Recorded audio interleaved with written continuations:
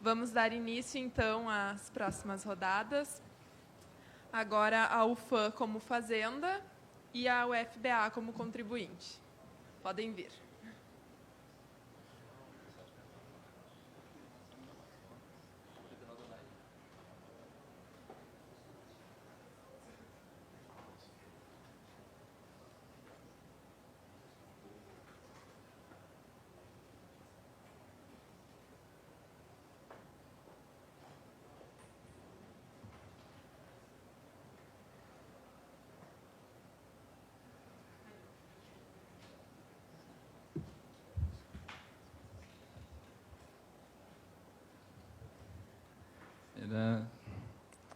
Bom dia novamente.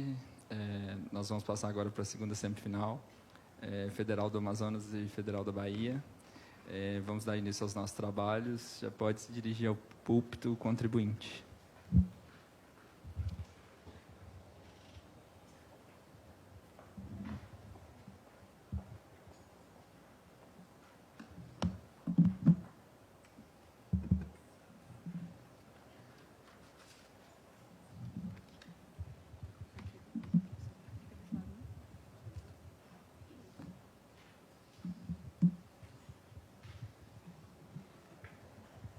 Excelentíssimos senhores ministros, nobres representantes da parte adversa, senhoras e senhores presentes, um bom dia.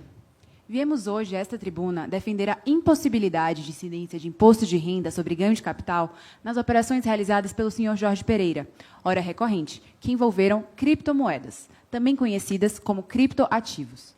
No ano de 2016, o recorrente adquiriu uma unidade de Bitcoin, espécie de criptomoeda, pelo valor histórico de R$ 3.500. No ano seguinte, em 2017, utilizou essa unidade de Bitcoin para adquirir 150 Litecoins, outra espécie de criptomoeda. Ao final do mesmo ano, utilizou dessas 150 unidades de Litecoin para adquirir um veículo automotor. Tanto a primeira aquisição do Bitcoin como a aquisição do veículo automotor foram devidamente informadas na declaração de ajuste anual do contribuinte. Ocorre que, em 2019... Doutora, você falou que descumpriu, né, que informou na declaração de ajuste anual, mas há um descumprimento de obrigação acessória. Qual o descumprimento que ocorreu? Excelência, a obrigação acessória, com base em que norma que institui essa obrigação acessória? Houve uma autuação. Houve uma atuação fundamentada em ganho de capital em relação à permuta das operações. Aqui, na verdade, inclusive, há um erro material no auto de infração que se refere a essas operações como se de compra e venda fossem, quando, na verdade, se tratam de permutas. Afinal, a concepção do modelo contratual de permuta dispensa a concepção de moeda. Então, como veremos mais à frente, inclusive, segundo o precedente dessa própria Corte, as criptomoedas não podem ser consideradas como moedas de fato. Dessa forma... Mas, então, a permuta não é tributável? Como será também exposto melhor adiante, a permuta sem torna, que as operações que foram realizadas não tiveram torna, isto é, uma diferença em pecúnia, da forma que foram realizadas, não exige a tributação.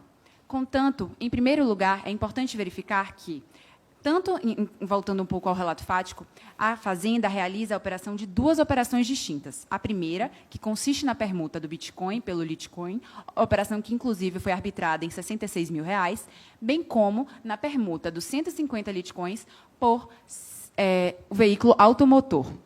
Essa última operação foi avaliada em R$ 120 mil. Sendo assim, o recorrente apresentou as impugnações cabíveis, que foram discutidas até se tornar objeto do presente recurso extraordinário. E, agora, pugnamos pela anulação do débito, principalmente em relação à ausência de materialidade na Constituição Federal que fundamente tal tributação. Haja vista que as criptomoedas são, na verdade, fruto do que atualmente se denomina de economia disruptiva.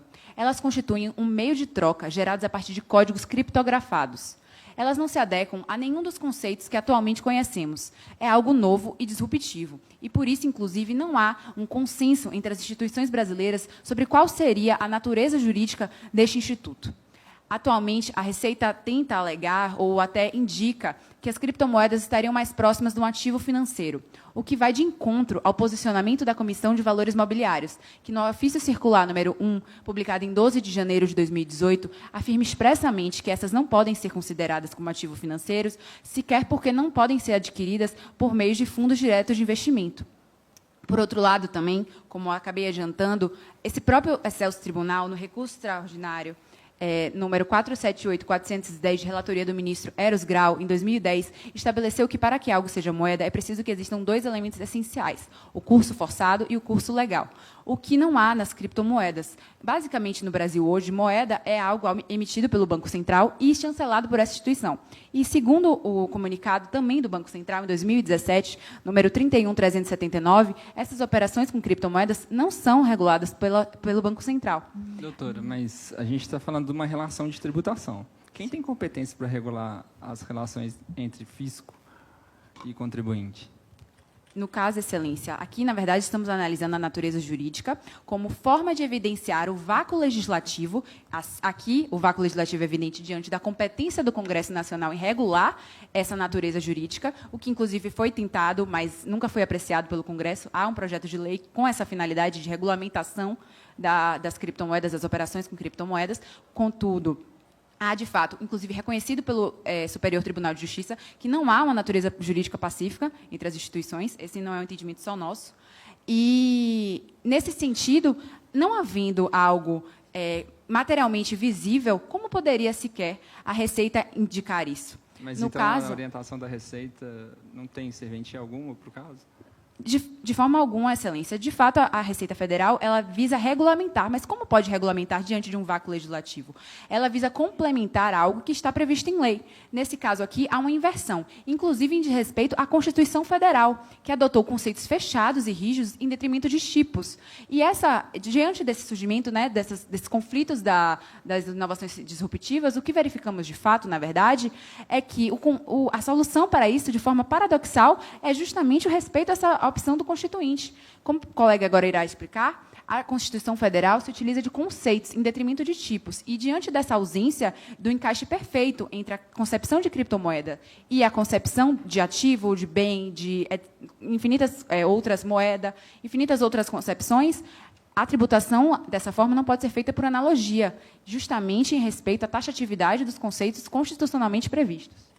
Nessa senda, é claro concluir que houve um flagrante desrespeito ao princípio da legalidade estrita que rege o direito tributário, bem como ao princípio da tipicidade. Ora, em sentido do princípio da legalidade estrita, deriva o entendimento de que não basta uma lei ordinária qualquer para instituir um tributo, mas sim uma lei qualificada, decorrente da reserva absoluta legal. Nesse sentido, desdobra-se o princípio da tipicidade tributária, o qual, como bem nos ensina Alberto Xavier, desdobra-se em 4 subprincípios, quais sejam o princípio da seleção, do numerus clausus, do exclusivismo e da determinação. Mas o que isso quer dizer? Quer dizer que, enquanto um princípio da seleção, a norma não pode estabelecer uma cláusula geral que abranja toda e qualquer hipótese, como é o caso da Lei 7713, que tenta abranger qualquer hipótese como se fosse constitucionalmente permitido. Ora, a discussão aqui cinge-se à sede constitucional antes de partir para qualquer legislação legal e, sobretudo, infralegal, principalmente no sentido das orientações e regulamentações da Receita Federal. Mas as criptomoedas não seriam direito? Nesse sentido, não, Excelência. As criptomoedas encontram-se num efetivo vácuo jurídico, efetivamente, pois elas não emergiram ainda no ordenamento. Na verdade, aqui nós poderíamos fazer a concepção de separação entre bem e direito. Nesse caso, até utilizando a lógica do terceiro excluído. De um lado, se temos um bem, temos uma relação entre sujeito e objeto. Do outro lado, quando falamos de direito, temos uma relação em 2 sujeitos. Como poderia ser a criptomoeda um sujeito, se ela não é oponível a alguém? De fato, na verdade, se trata de um bem intangível, um bem ainda não regulamentado e, por isso, impossível de ser tributado da forma que foi na presente autuação fiscal. Ora, ainda que seja um bem, é necessário entender que, segundo o princípio da tipicidade tributária, é necessário todo um enquadramento legal para que ele seja efetivamente tributável. Segundo o princípio da seleção, não basta a cláusula geral. Segundo o princípio da determinação, segundo o princípio do numerus clausus, que traz uma ideia de taxatividade, decorre a interpretação do que cinge-se a matéria aqui, ou seja, os criptoativos não reúnem todos os requisitos necessários para se subsumir à norma tributária. Considerando que a Constituição efetivamente lançou mão de conceitos taxativos e definidos para discernir competências tributárias, é irrazoável crer que, ainda que um bem, mas que ocupa um vácuo jurídico, que não tem uma natureza bem definida em termos de ativo, moeda e afins, possa ser devidamente tributado, segundo o próprio princípio da legalidade estrita. Indo um pouco adiante, o princípio do exclusivismo aduz a ideia de que é necessário que a lei tributária deva ser necessária e suficiente para a tributação. A Lei 7713 de 1988, que foi a instituidora do imposto de renda, tenta fazer uma cláusula geral e afins, porém, ela emergiu em 88, enquanto os criptoativos surgiram em 2009, com o advento do Bitcoin, inclusive por Satoshi Nakamoto, programador responsável. Nesse sentido, indo um pouco adiante, existe o princípio da determinação. Doutor, então você está me dizendo então que a cada nova inovação tecnológica, para que haja incidência tributária, eu tenho que criar uma nova lei? A lei ela tem que falar que isso é um bem? Olha, é necessário que haja previsão legal, sim, para a instituição de novos tributos, como será adiante exposto quando trazemos a concepção de conceito nas normas tributárias, ou seja, quando o que é efetivamente tipos e conceitos. Esse estudo inclusive, muito importante denominar que há diferença entre tributação de renda daquela tributação sobre consumo, em que, de fato, você pode tentar trazer uma diferente acepção desse tipo de tributação. Então, há, de fato, uma diferença aqui. Tá. Mas, olha só, se eu compro isto por 10 e vendo por 10 milhões... A lei tem que definir você auferiu que isso renda, é um bem? porque você vendeu e você adquiriu um valor em pecúnia. Então, de fato, aqui, a capital. A própria palavra ganho de capital, ela não corresponde exatamente ao acréscimo patrimonial. De fato, a palavra ganho de capital se refere mais a um acréscimo de capital, nesse caso, que teria que ser verificado diante da torna, que é o montante, de fato, em que você vai adquirir. Mas a lei tem que estabelecer que este aparelho é um bem.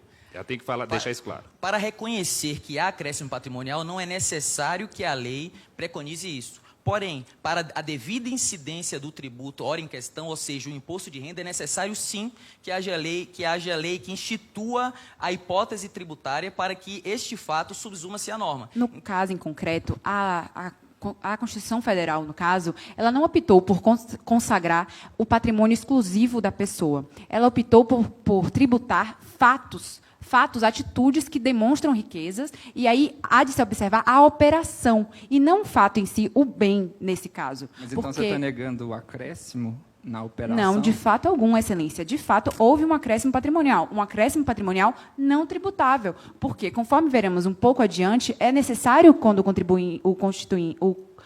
o legislador complementar, quando estabelece no Código Tributário Nacional que a renda se dá, o fato gerador da renda é a aquisição de disponibilidade jurídica ou econômica, há necessidade que esse acréscimo patrimonial seja realizado. Em qual momento? O momento da realização, então, seria futuro. Inclusive, por isso, o contribuinte declara tanto a sua aquisição de Bitcoin, como também a sua aquisição do veículo automotor, para que futuramente, onde haja a realização, o tributo possa ser auferido. A operação do ganho de capital se daria em qual momento? Quando da alienação do veículo? Quando da alienação do veículo, auferindo um certo valor em pecúnia, ou uma nova sucessão de permuta, em que haveria torna e que ali poderia ser tributado. Então, o contribuinte, por meio de permutas sucessivas, poderia se imiscuir o pagamento do imposto de renda ad eternum.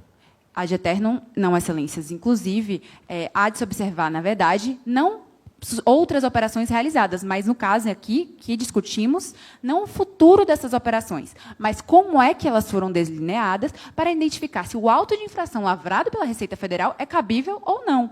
Aqui não cabe a nós esse tipo de discussão, cabe ao Poder Legislativo, que por meio de um processo democrático e validado pela população, que elegeu seus representantes, fazer essa escolha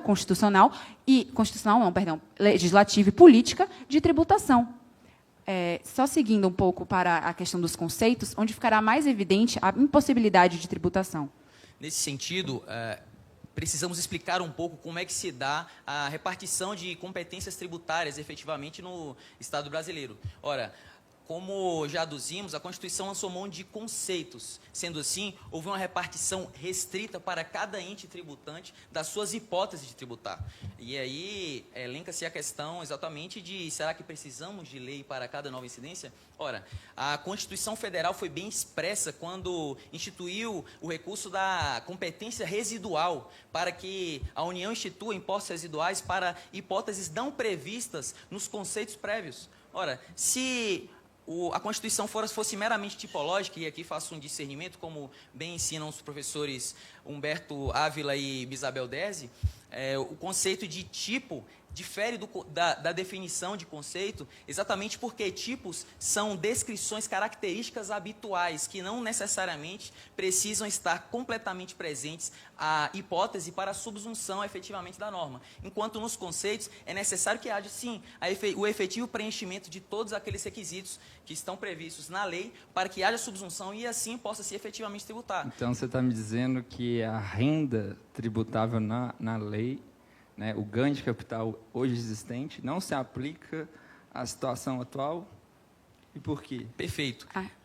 A realização de permuta sem torna.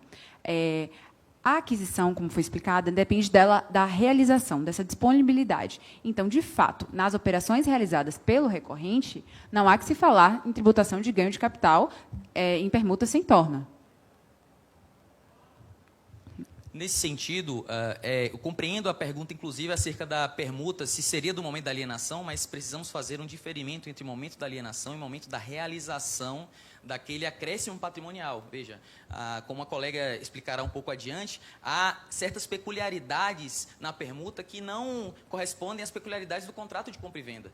Dessa feita, a operação poderá sim ser tributada num futuro quando o contribuinte, em respeito ao princípio da capacidade contributiva, realizar aquele, ou seja, vender ou afins, aquele veículo automotor que ele adquiriu.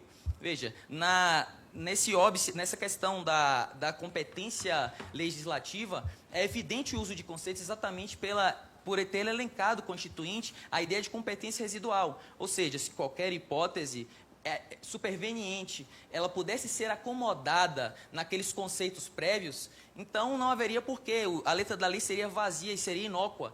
E como é que elencaríamos qual dispositivo constitucional seria mais importante? O próprio professor Geraldo Ataliba ensina-nos que a interpretação do sistema tributário é sistêmica efetivamente, ou seja, precisamos analisar o ordenamento à base de todos os dispositivos, respeitando inclusive a hierarquia deles. Nesse sentido, uma interpretação tipológica do direito tributário incorreria em uma grave fragilização do sistema de freios e contrapesos, da separação de poderes elencada por Montesquieu, à época da Revolução Francesa, que seria uma grave fragilização da democracia, na medida em que você demove o poder e a autonomia dos contribuintes de escolherem sobre o que seu patrimônio será esbulhado, para transferir esse poder ao Estado em um ímpeto absolutamente totalitário, desrespeitando, assim, princípios fundamentais do contribuinte e fazendo com que se cerceie a sua liberdade. Então, entende-se que a tributação não é uma prerrogativa naturalística do Estado, mas ela decorre de uma autorização de cada indivíduo da sociedade para avalizar, sim, a invasão do Estado em seu patrimônio privado. Exatamente, excelências. Então, para tentar fugir dessa tributação ilegítima, o recorrente alega que teria havido ganho de capital tributável pelas normas do imposto de renda. Mas, como me antecipei, renda não ocorre sem a realização dessa renda. Aqui eu trago, sim, a realização do acréscimo patrimonial, no caso, com a disponibilidade jurídico-econômica. E aqui eu trago as palavras do professor Bulhões Pereira, que fala que a aquisição de renda financeira não consiste no fato jurídico da aquisição de direitos patrimoniais, mas na disponibilidade do objeto desses direitos, que é a moeda ou o valor em moeda. Se os direitos recebidos na troca são dinheiro, não há dúvida que o lucro está realizado. Mas se não tem o valor determinável com precisão, ainda não há lucro real ou efetivo. É induvidoso de que, para que haja a tributação no presente caso, precisaria haver uma transformação de menor liquidez para maior liquidez, até para que fosse possível que o contribuinte possuísse recursos financeiros para arcar com aquele tributo. Imaginemos que o criptoativo fosse o único patrimônio do contribuinte. Ele deveria requisitar um empréstimo para arcar com aquele tributo? Como conseguiria esse empréstimo, sequer havendo uma garantia líquida que seria possível de garantir ao seu credor, que iria cumprir com aquela obrigação? O próprio veículo podia ser uma garantia líquida, já que ele tem um valor econômico então, de 120 mil mas reais. no caso, por exemplo, do criptoativo... Você mencionou que, para fins de configuração do ganho de capital, é necessário observar, de fato, esse acréscimo patrimonial. Partindo de um custo de aquisição de R$ 3.500, e ele já tendo a disponibilidade desse veículo, e o veículo na sua declaração de imposto de renda de pessoa física, não é possível falar em realização dessa renda? Excelência, o que se põe aqui será mesmo que o sistema constitucional pátrio foi delineado para considerar, então, que o contribuinte deveria, por realizar um fato, uma operação permutativa que não gerou uma liquidez, ele deveria, então, alienar o seu automóvel para poder arcar com aquele tributo? Aqui, excelência. Então, deixa eu fazer o questionamento, então. Então, se eu herdar um imóvel de alto valor e não tiver salário nenhum, vamos supor que eu herdei um imóvel de 5 milhões de reais e vou ter que pagar o IPTU. Isso é confiscatório? Eu vou ter que vender o imóvel e pagar o IPTU, porque não tem dinheiro, e aí? Excelência, mas no caso em concreto, aqui se falamos de imposto de renda. O IPTU incide sobre o patrimônio. Exatamente essa configuração fácil que conseguiu se identificar, o imposto ali incide sobre o seu patrimônio. Aqui não há acréscimo patrimonial no sentido de auferir algo líquido tributável. O que devemos observar é que, em decorrência do princípio da capacidade contributiva, este só se encontraria plenamente satisfeito quando o contribuinte, de fato, possuísse caixa ou recursos financeiros suficientes para pagar o tributo que é pago em pecúnia, conforme definição do Código Tributário Nacional, pago em moeda. Então, a realização da renda, do acréscimo patrimonial, ela depende, pelo que você disse, da venda do veículo, no caso concreto. No caso concreto, a alienação seria oferida posteriormente, não na alienação, porque a partir da venda ou do acréscimo convertido em pecúnia. Tá. Mas, nesse caso, é importante ressaltar que, no presente momento, é apenas um âmbito potencial. Não houve a realização desse... Então, se ele ficar com o veículo eternamente, ele não vai pagar. Exatamente, excelência. É sempre um se, um se. Essa é justamente a argumentação que a Fazenda tenta oferir. Aqui não há, de fato, clara evidência. Em se tratando de criptomoedas, em se tratando de tecnologias disruptivas, nós não conseguimos... É uma questão estrutural para o sistema. Tanto é estrutural que, quando a não cobrança do tributo exige disposição expressa, e há disposição expressa que não incide o imposto de renda e ganho de capital, né? Se torna em bens imóveis. Exatamente, porque foi uma isenção. E, nessa lógica, inclusive analisando esse tipo de realização por pessoas jurídicas tributadas no lucro presumido, o próprio Superior Tribunal de Justiça reconheceu a impossibilidade, dado a impossibilidade de evidenciação do lucro auferido nessas operações. Excelência. Inclusive citando o próprio professor Roque Carrasa, que define a renda como a realização de renda líquida. Mas... Excelências, precisamos entender o panorama geral, maior da situação. A questão não é meramente se o contribuinte pode fazer permutas ad eternum, mas uma interpretação sistêmica do Código Tributário Nacional, mas, sobretudo, do nosso sistema tributário que emerge da Constituição. Se desejamos alterar a maneira como o sistema é feito, podemos fazê-lo a partir da promulgação de uma nova Constituição. Mas, a partir do momento que temos uma sistemática pré-definida e determinada, é necessário fazermos uma análise a partir do que já existe. Eu não posso... A ideia de isenção pressupõe uma autorização a tributar, que não é o caso em tela. Sequer há essa autorização, então, em verdade, não há que se falar em autorização para não tributação, pelo contrário, há que se falar em autorização para a tributação, que nesse sentido não existe. Entendo que qualquer sistema, não existem sistemas perfeitos, porém, se nos desprendermos de uma análise estritamente jurídica, perderemos o sentido do próprio direito e viveremos sem regras e sem normas. Nesse sentido, é necessário que atenhamos-nos à norma efetivamente e que, se eventualmente permutas sucessivas são de fato não tributáveis, é um efeito colateral desse sistema que poderá ser modificado, sim, a partir dos devidos meios legais. A permuta não seria uma forma de alienação?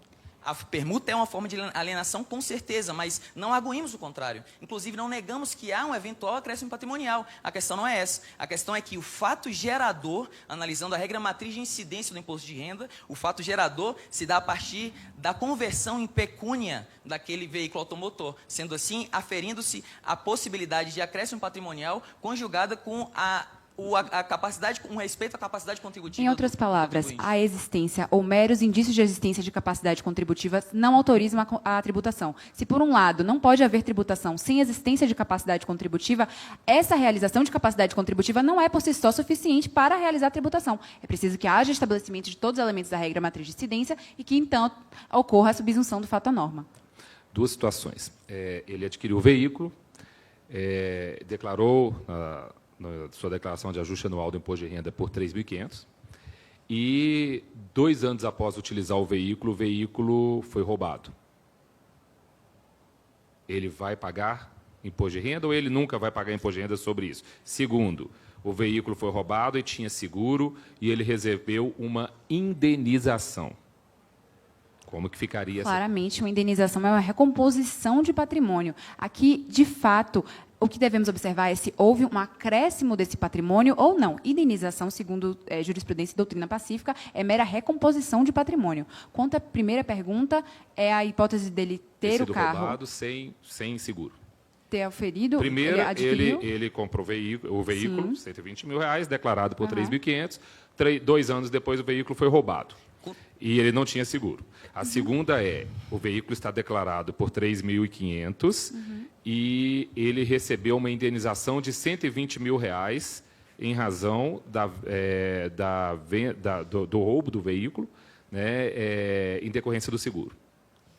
Em relação ao primeiro fato sobre o roubo, devemos analisar, houve efetivamente a realização do fato gerador necessário para ensejar a subsunção do fato à norma e assim desencadear todo o fenômeno que que terminará na tributação? Não, não houve. Afinal, não houve conversão em pecúnia daquele bem roubado efetivamente. Sendo assim, não há que se falar, sobretudo pelo princípio da capacidade contributiva, mas sem se descolar da análise sistemática das normas tributárias, sobretudo constitucionais, mas não somente, que estamos aqui realizando. Dessa feita, respondo que não. Não houve efetivamente fato gerador, logo ele não pagará o tributo efetivo sobre o carro, pois já não é mais sua propriedade e não houve a realização. Bom, excelência.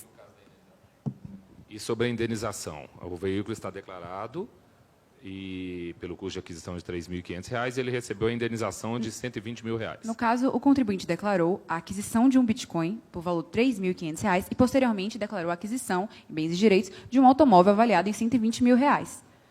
Dessa forma, não há aqui comento, agora compreendo que se fala do retorno da indenização, sendo que o valor oferido primeiramente foi de R$3.500. Você quer completar? Nesse sentido, precisamos entender que existem duas situações isoladas. Temos que entender que, primeiro, houve um acréscimo patrimonial ainda potencial não realizado em relação à aquisição do veículo e que, eventualmente, ele recebeu indenização. Então, sobre o primeiro fato, como ele não realizou efetivamente, não há tributação. E sobre o segundo fato, precisamos fazer esse diferimento, principalmente no direito tributário, tendo em vista a legalidade estrita e essa análise sistemática. Sobre esse segundo fato, como a colega bem mencionou, não há efetivamente essa tributação, pois foi um segundo fato à parte do primeiro.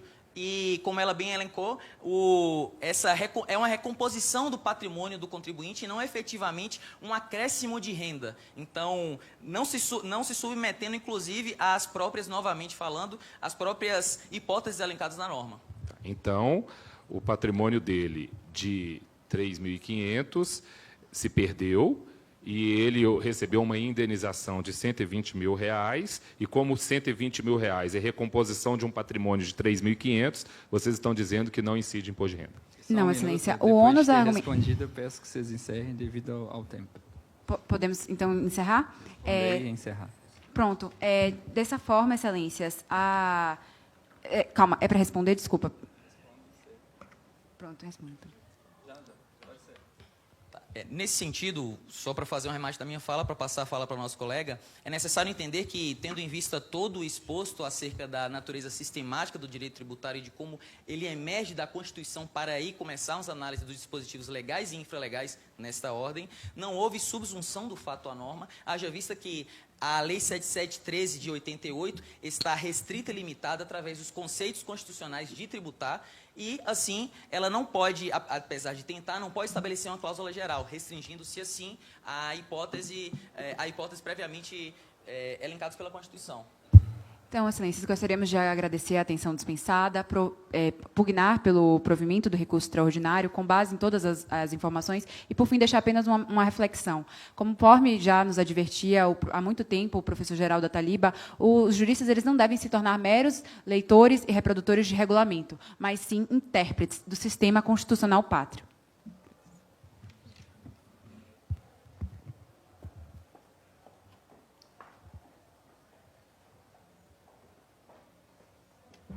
Pode dar a palavra aos procuradores da Fazenda Pública.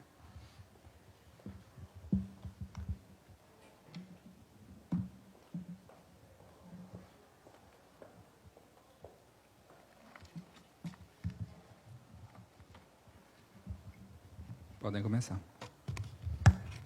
Senhores ministros, eu me chamo Nelson Santiago e, juntamente a minha colega de Procuradoria da Fazenda Nacional, Emanuele Rodrigues, hoje vamos rebater ponto a ponto o que foi argumentado pelos advogados do contribuinte, no sentido de que as operações realizadas por Jorge Pereira são, sim, tributáveis. Em síntese, o que foi argumentado pelos advogados do contribuinte foi que houve violação ao princípio da legalidade estrita e que não houve a realização da renda, e não havendo, portanto, a aquisição de disponibilidade. Em minha fala, demonstrarei que a legislação vigente à época das operações é, sim, suficiente e que houve, sim, a realização da renda nas operações.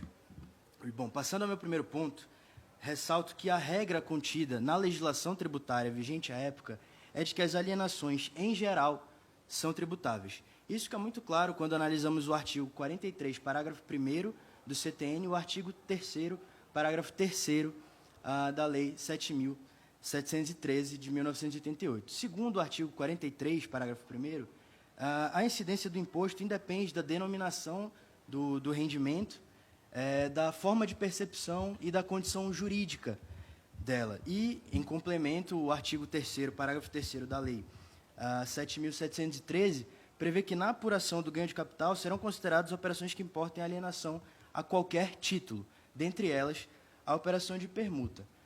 Inclusive, o entendimento mais recente do CARF, de 2016, é no sentido de que toda e qualquer operação que se possa extrair uma alienação, ou os efeitos de uma alienação, também está sujeita à apuração do ganho de capital. A acepção utilizada pelo legislador foi a mais ampla possível.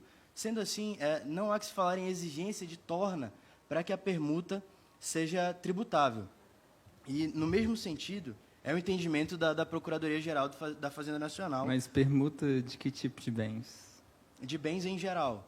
Há permutas as permutas imobiliárias são uma exceção, é certo, mas há permutas de... E no presente caso, a gente está tratando de permuta de quê? Inicialmente de uma permuta de criptomoeda por criptomoeda e, posteriormente, de criptomoedas por um carro. E o que seria criptomoeda? A criptomoeda é um ativo que é utilizado como meio de pagamento. Um ativo de qual natureza? Bom, Como ele seria classificado? A natureza jurídica das criptomoedas ainda não foi bem definida no nosso ordenamento jurídico.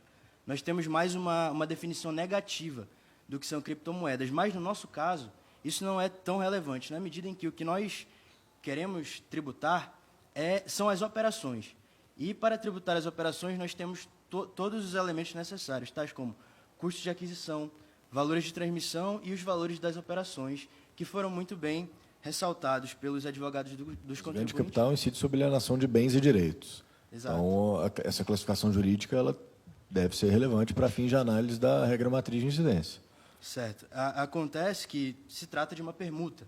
E, como ressaltei, os entendimentos mais atuais e a regra prevista na legislação tributária é de que a permuta, em geral, é tributável e há regramentos especiais que são regras isentivas.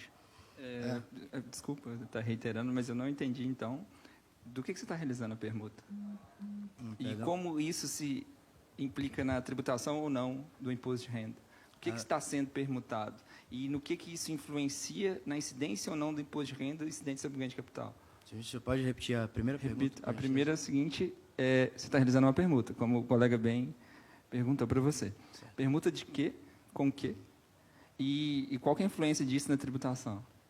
Certo. Bom, as permutas, como eu ressaltei, são a primeira permuta é de criptomoeda por criptomoeda, que atualmente, como não há uma definição concreta, podem ser consideradas bens, como bem ressaltado pelos advogados do contribuinte, e posteriormente de criptomoedas por um automóvel, ou seja, de bem por bem. Então, elas se enquadram na regra geral da tributação da permuta. Bom, e quanto à inexistência à época de uma regra específica a respeito das criptomoedas, eu gostaria de ressaltar que não se busca trabalhar com tipos, se trabalha com conceitos. Mas nós não podemos também exigir que os conceitos abarquem todas as situações possíveis no mundo real. E em lição de Marco Aurélio Greco, ele diz que, considerando a velocidade da mudança da realidade, considerando que a mudança da realidade é muito maior do que a velocidade de produção das normas, o conteúdo da relação obrigacional deve ser determinável a partir da lei, mas não necessariamente determinado.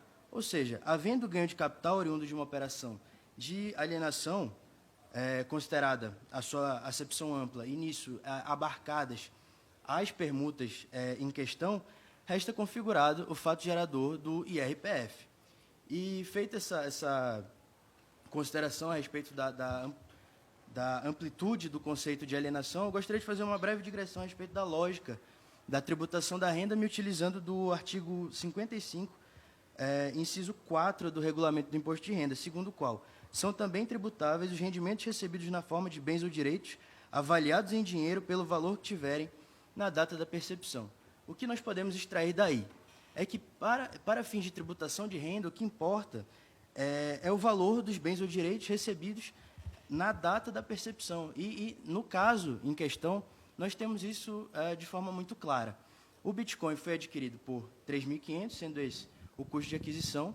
Posteriormente, foi permutado por 150 unidades de Litecoin, em operação avaliada em 66 mil, ou seja, nós temos o valor avaliado na data de percepção, e essas 150 unidades de Litecoin, que ingressaram no patrimônio do contribuinte, valendo 66 mil, foram posteriormente permutadas por um carro avaliado em 120 mil. Ou seja, então, você está me dizendo que o mero acréscimo patrimonial é tributável pelo imposto de renda? Não. E aí eu agradeço a pergunta e isso me leva ao meu segundo ponto, justamente de que houve, sim, a realização de renda e, portanto, há que se falar em disponibilidade. Qual o tipo de disponibilidade? Jurídica, econômica, e se isso influencia no caso? Certo. Há, no caso, disponibilidade jurídica. E eu gostaria de abordar, inicialmente, a intenção do legislador ao prever esse termo, disponibilidade econômica ou jurídica. Ao se referir a ele, o legislador buscou evitar que o IRPF alcançasse a mera expectativa de ganho futuro ou em potencial, como bem ressaltado pela advogada do contribuinte. Disso, nós podemos concluir que a disponibilidade a que se refere o legislador é no sentido de que, não havendo trava ou impedimento para que o contribuinte disponha do acréscimo patrimonial em questão, também não há empecilho para que se tribute e pode-se falar em disponibilidade. No contexto das criptomoedas, é certo que há um ganho em potencial quando elas estão paradas no wallet, por exemplo, do contribuinte, que elas estão sob efeito de volatilidade, elas estão a todo momento subindo e descendo de preço, mas no momento em que elas são utilizadas como meio de pagamento, no caso em questão, quando elas são usadas na primeira operação, o Bitcoin valendo 66 mil como meio de pagamento das 150 unidades de Litecoin, a renda foi realizada, ela foi concretizada. E na segunda operação, as Litecoins que estavam em situação de ganho potencial se concretizaram quando foram utilizadas como meio de pagamento do carro. E qual seria a base de cálculo da operação? A base de cálculo da operação seria justamente a diferença positiva entre o custo de aquisição e o valor de transmissão, que, no caso, o custo de aquisição na primeira operação foi de R$ 3.500, o valor de transmissão R$ 66.000, sendo a diferença positiva R$ 62.500. Mas, ao que me parece, no momento da operação de permuta, havia equivalência patrimonial. E como que haveria incidência do imposto nesse caso? Exato. A ideia que eu busco passar aos senhores é basicamente que houve um ingresso, inicialmente de R$ 3.500, e uma saída posterior de R$ 66.000. E esse valor que entrou como R$ 66.000 no patrimônio saiu como R$ 120.000, havendo aí essa diferença positiva entre o custo de aquisição e o valor. Mas aí que está o ponto, você falou saiu, ele ainda tem o carro. Na verdade, é o contrário. Para mim, houve o ingresso de um patrimônio de R$ 120.000, e não uma saída. Certo. Mas nós considerarmos que não houve uma saída, seria dizer que o Bitcoin continua no patrimônio do contribuinte, o que não é verdade, na medida em que o Bitcoin foi trocado por Litecoins e, posteriormente, as Litecoins foram trocadas por um carro. Ou seja, só fatos permutativos. Perdão? Só fatos permutativos. Onde está o acréscimo? O acréscimo está justamente nessa diferença positiva. Mas qual a diferença positiva se o valor dos bitcoins era equivalente ao bem que foi permutado?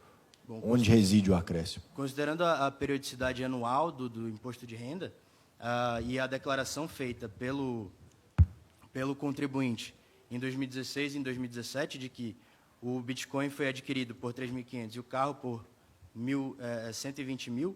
Só uma pergunta aqui, a periodicidade do imposto de renda do ganho de capital é anual também? Não, ela é mensal, mas para fins de declaração, considera-se a declaração anual que foi feita pelo contribuinte. Então, não há declaração mensal a ser feita depois que você faz a operação e na qual vai haver incidência do ganho de capital? Essa declaração justamente não foi feita pelo contribuinte. Há, então, a tributação pela simples valorização do patrimonial? Não. Haveria a simples tributação pela valorização patrimonial caso o Bitcoin ou, posteriormente, as unidades de Litecoin tivessem permanecido com o contribuinte, o que não ocorreu. Elas foram permutadas e, consequentemente, houve uma operação de alienação que é tributável. Então, se as moedas permanecessem, você disse que haveria tributação pela simples valorização? Não. Eu disse que há tributação no presente caso, justamente porque elas saíram do patrimônio do contribuinte. No caso, elas entraram por um valor, valorizaram. Nesse momento de valorização, elas se tratavam de ganho potencial e, consequentemente, não poderiam ser tributadas. Mas no momento em que elas foram utilizadas como meio de pagamento, elas deixaram de ser ganho potencial e passaram a ser foram realizadas. O valor se tornou concreto. E não havendo qualquer óbice, qualquer trava à disposição sobre elas, ou seja, o contribuinte poderia a qualquer momento vendê-las ou trocá-las, justamente como fez, há que se falar em disponibilidade. E, tendo sido adquirida a disponibilidade, pode-se tributar essa permuta. Eu agradeço e passo a palavra para a minha colega Emanuele Rodrigues. Boa tarde, senhores ministros. Meu nome é Emanuele Rodrigues e, dando continuação à defesa da parte recorrida, abordarei hoje 3 pontos. O princípio da capacidade contributiva do recorrente, o segundo, sobre a obrigação de declarar do recorrente e, terceiro, a importância dessa declaração no combate de atividades ilícitas que envolvem criptoativos. Bem, passando ao meu primeiro ponto, ao contrário do que os advogados do recorrente alegam, houve, sim, o princípio da capacidade contributiva foi respeitado no caso em questão. Isso porque, apesar do contribuinte argumentar que esse princípio foi violado, no caso desse princípio, deve haver análise de uma situação específica, o caráter pessoal. Logo, precisamos analisar especificamente o caso do recorrente. E, nesse caso, ele possuía a capacidade contributiva de pagar o tributo, uma vez que obteve um acréscimo em seu patrimônio e um acréscimo patrimonial disponível. Além disso, ao decidir conhecer novas tecnologias, como Bitcoin, Litecoin, ele realizou um investimento. Isso significa dizer que a sua renda patrimonial mínima, como, por exemplo, o seu salário, não foi afetado. Ele se aventurou e pagou uma única e está utilizando do seu lucro desses investimentos para pagar o seu tributo. Ele está pagando o imposto decorrente do seu lucro, ou seja, não está afetando o mínimo vital do recorrente, como disposto no artigo 7º, inciso 6 da Constituição Federal. Logo, a atribuição das operações não irá afetar o patrimônio do contribuinte, só afetará o lucro altíssimo que obteve em suas operações. Até porque deixar de tributar uma valoração, um lucro, um ganho de capital de mais de R$100 mil é justamente incentivar a utilização desse princípio de maneira errada. Incentivar as pessoas de esquivar das suas obrigações. Então, doutora, toda vez que eu manifestar a capacidade contributiva, independente da operação que seja realizada, eu posso tributar? A mera demonstração de capacidade contributiva é tributável? Não, senhor ministro, eu estou aqui apenas rebatendo o argumento dos advogados do recorrente. Não estou alegando que esse é o único fato da tributação. Até ao que me parece, o principal argumento da parte oposta seria a legalidade. Então, como que ficaria esse conflito aí, capacidade contributiva, isonomia, legalidade, no caso em apreço? Eu não entendi a primeira parte. A primeira parte é porque você está usando o argumento de isonomia, capacidade contributiva. Sim. E a parte diversa sustentou em sua explanação a questão da legalidade. E como que a Fazenda Pública se coloca no presente caso essa questão do princípio da legalidade? É necessário essa lei regulando estritamente o caso? Como que fica? Então, senhores, a instrução normativa ela não foi utilizada como base legal. Houveram outros artigos, como, por exemplo, o artigo 21, inciso 1º da Lei 8.981, e o artigo 3º, parágrafos 3º e 4º da Lei 7.713. Esses foram o fundamento legal da autuação, e nós acreditamos ser o... Senhores ministros, apenas complementando quanto a essa alegação dos contribuintes com relação à ofensa à legalidade, conforme ressaltei, as permutas em questão elas se enquadram no conceito de alienações em sentido amplo, já que não se tratam de permutas que se enquadram em alguma regra isentiva. E, portanto, não há necessidade de um regulamento, de uma regra específica a respeito delas para que elas sejam tributadas. Quanto ao meu segundo ponto, agora abordarei a obrigação de declarar do recorrente. Os advogados do recorrente alegam que ele cumpriu todas as obrigações legais, uma vez que declarou a sua unidade de Bitcoin e o automóvel adquirido. Mas a autuação lavrada não se refere à aquisição, e sim ao ganho de capital obtido. E esse ganho de capital é evidente. Como já explicado, na primeira operação, o recorrente comprou um Bitcoin por R$ 3.500 e trocou por 150 Litecoins avaliados em R$ 66 mil, havendo um ganho de capital de R$ 62.500. Já na segunda operação, ele alienou os 150 Litecoins por um automóvel avaliado em R$ 120 mil, havendo um ganho de capital de R$ 54 mil. Senhores ministros, em termos gerais, isso equivale a aproximadamente 3.428% de ganho de capital que o recorrente deixou de declarar em sua receita, o que é uma completa ofensa ao artigo 3º, parágrafo 3º da Lei 7.713, que fala que o imposto se incidirá sobre o rendimento bruto na apuração do ganho de capital.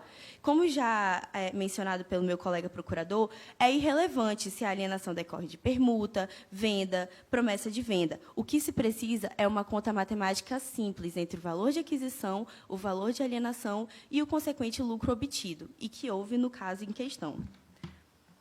Até porque deve ser respeitado o princípio da universalidade tributária, o qual pouco importa a natureza jurídica da operação. O que é relevante apenas é saber se houve o ganho de capital. Nesse sentido, o Hugo Brito de Machado ensina que o imposto, então, deverá recair sobre todos os rendimentos, independente da denominação que tiverem, da sua origem, localização ou condição jurídica da respectiva fonte. Além do mais, como bem citado pelo senhor ministro, o contribuinte não só deixou de pagar o tributo, como deixou de realizar o dever acessório, a declaração. Como todos sabem, a obrigação tributária ela vai além da principal, pagar tributo. Nela pode haver uma obrigação acessória de prestar, como, por exemplo, no caso, de declarar o ganho de capital. E ele está previsto, essa obrigação está prevista no artigo 25 da Lei 9.250.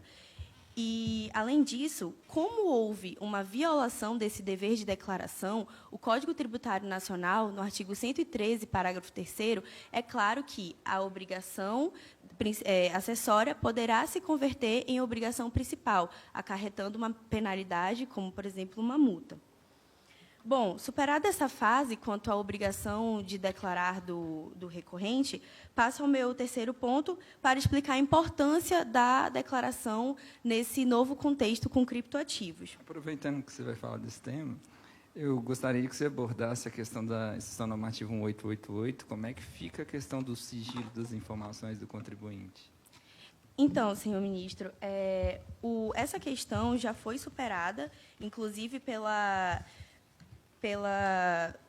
pelo recurso ordinário número 601.314, que definiu que a troca de informações, inclusive a quebra dos sigilos bancários, não ofende o direito ao sigilo ou à intimidade. E ele destaca que realiza uma igualdade na relação dos cidadãos por meio do princípio da contributividade e destaca o caráter instrumental no momento da necessidade de troca de informações. Você está tratando o julgado da Lei Complementar 105, que trata de instituição financeira. As operações são feitas por exchanges. O que seriam esses exchanges? Exchanges seriam os meios que o contribuinte possui de verificar os valores que ele adquiriu, as suas moedas, criptoativos. Então, você acha que dá para estender, analogicamente, que as exchanges como instituições financeiras e aplicar a mesma lei complementar ao presente caso? Bom, a ideia por trás do precedente é basicamente de que, mesmo com a violação de dados, a quebra do sigilo bancário, não há violação ao princípio da intimidade. E, no nosso caso, também o que há é o envio de informações numéricas. Não há, por exemplo, a identificação de wallets ou qualquer coisa do gênero. Ou seja, isso talvez violasse o princípio da intimidade, mas não ocorreu. O fato de ter sido adotada uma instrução normativa de 2019 como fundamento para a obtenção de informações, fazendo com que essa instrução seja aplicada sobre fatos geradores ocorridos em 2017, isso não seria algo que invalidaria a autuação? Não, senhor ministro. No caso, nós não estamos trabalhando com uma irretroatividade tributária, uma vez que, como eu falei anteriormente, a instrução normativa ela não foi utilizada como fundamento legal, apenas serviu como parâmetro, mas o que, de fato, foi utilizado como fundamento legal foram os artigos 118 do Código Tributário Nacional, artigo 3º, parágrafos 3º e 4º da Lei 7.713. Tá, mas é possível, então, adotar um novo método de fiscalização para fiscalizar fatos geradores ocorridos anteriormente ao início de vigência da lei que prevê da norma que prevê o novo método? Eu acredito que não, justamente pela questão da irretroatividade tributária, mas no caso em questão não houve. Mas uma coisa é o fundamento do lançamento, outra coisa é o dispositivo legal normativo que orientou o procedimento fiscalizatório. Bom, senhores ministros, é válido ressaltar também que as informações foram prestadas de maneira voluntária pela exchange, ou seja, não foi o fisco que obrigou a exchange a prestar essas informações. Mas então, você está me dizendo que se eu entregar a informação ao fisco, independente da origem, o fisco tem que fechar os olhos e tributar? Não, não é isso, senhor ministro. Estou dizendo unicamente que não há essa violação questionada justamente em virtude da voluntariedade da prestação das informações. Dando continuidade, como eu estava dizendo, outro aspecto importante da declaração é justamente no combate de atividades ilícitas que envolvem criptoativos, uma vez que é importante para a segurança jurídica essa declaração, já que a declaração é um dos principais meios que o fisco possui de garantir a ordem social, econômica e, como já dito, a segurança jurídica. Como exemplo, tem-se o relatório especial emitido pelo Banco Central Europeu, o qual aponta a necessidade de um especial monitoramento em operações que envolvem criptoativos, justamente pelo alto potencial de crimes como a lavagem de dinheiro. Além disso, ainda num contexto internacional, limitar essa transparência seria ferir acordos internacionais firmados pelo Brasil, como, por exemplo, a sua possível entrada à OCDE e o novo plano do órgão, o Plano BEPS. Nesse contexto, justamente o Plano BEPS ele possui como base, como pilar, a transparência das informações e a declaração entre países sobre as atividades financeiras. Além do mais, como alegado pelos advogados do recorrente, a Receita Federal deixa clara a lacuna, a incerteza, e justamente por isso que deve haver uma declaração, uma cooperatividade entre o fisco e o contribuinte. Até porque seria mais fácil a prática de crimes, como, por exemplo, a evasão fiscal, servindo de incentivo àqueles que já têm tendência em praticar atos como a sonegação de impostos. Como, por exemplo, podemos citar um empresário que poderia abrir uma empresa no Brasil e no Uruguai e faria remessas de dinheiro ao Uruguai, justamente pela tributação ser mais favorável. Nesse sentido, não há uma ilegalidade propriamente dita, mas haveria um aproveitamento do empresário pela lacuna deixada, pela lacuna fiscal. Doutora, eu peço que, devido ao tempo, você já se dirija aos seus encerramentos. Tá bom? Então, senhores ministros, por fim, gostaria de fazer os pedidos pelas razões aqui expostas. A Fazenda Nacional requer que seja negado o provimento ao recurso interposto pelo requerente e mantido o auto de infração lavrado, tendo em vista que houve o ganho de capital, tendo em vista que a legislação tributária atual é suficiente para tributar as operações e tendo em vista que o recorrente deixou de declarar o ganho de capital obtido em sua declaração. Obrigada. Obrigado. Pessoal, primeiro, parabéns às equipes. Peço a salva de palmas a todos.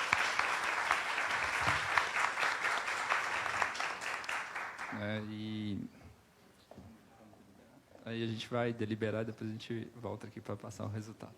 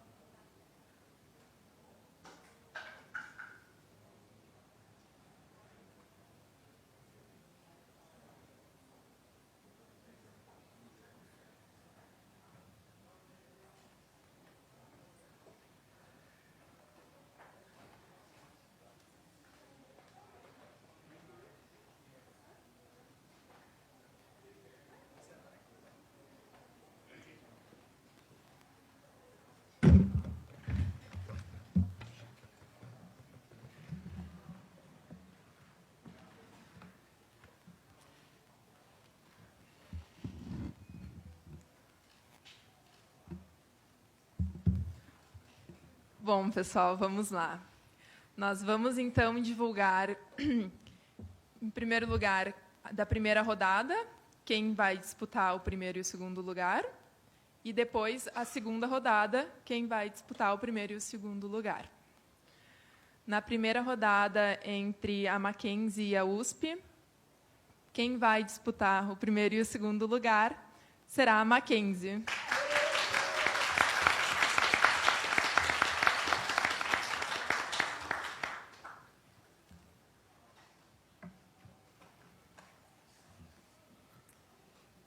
Na segunda rodada, quem irá disputar o primeiro e o segundo lugar será a Federal da Bahia.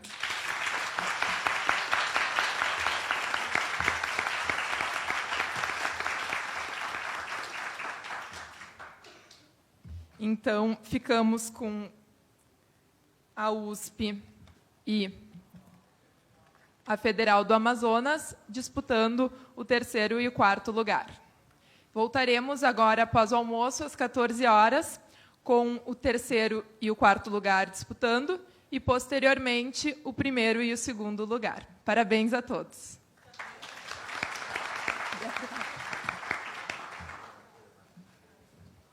E muito obrigada aos árbitros.